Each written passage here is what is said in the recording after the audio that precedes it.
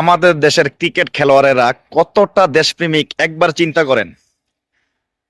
যখন মুস্তাফিজকে ভারত নিরাপত্তাহীনতার সমস্যা দেখা যায়, দেশ থেকে তাড়াই দিল, তারা একটা প্রতিবাদ করে নাই, একটা নিন্দা জানায় নাই, একটা পদত্যাগ করার কোনো প্রশ্ন তো আসেই না। ভারতের মধ্যে যদি আমাদেরকে খেলানোর জন্য পাঠানো হয়, আমরা এই বিশ্বকাপ খেলবো না, এই ধরনের কোনো মতামত নাই।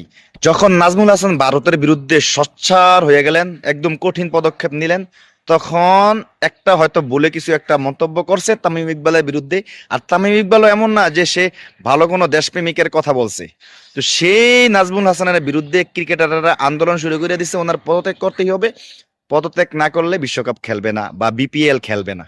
এখন আমার কথা হচ্ছে, দেশের জনগণ কার পক্ষে? দেশের জনগণ তো নাজমুল হাসানের পক্ষে। কারণ এরকম একটা বিসিবি পরিচালক পাওয়া ভাগ্যের ব্যাপার। নাজমুল হাসানকে আমরা বিসিবি পরিচালক হিসেবেই চাই। প্রয়োজনে ক্রিকেটারদেরকে বয়কট করব। আমরা ক্রিকেটের মান বাড়ানোর জন্য ক্রিকেটার চেঞ্জ করে নতুন প্লেয়ার ঢুকামু। তোমরা কে? বিসিবি পরিচালককে পদত্যাগ করানোর জন্য?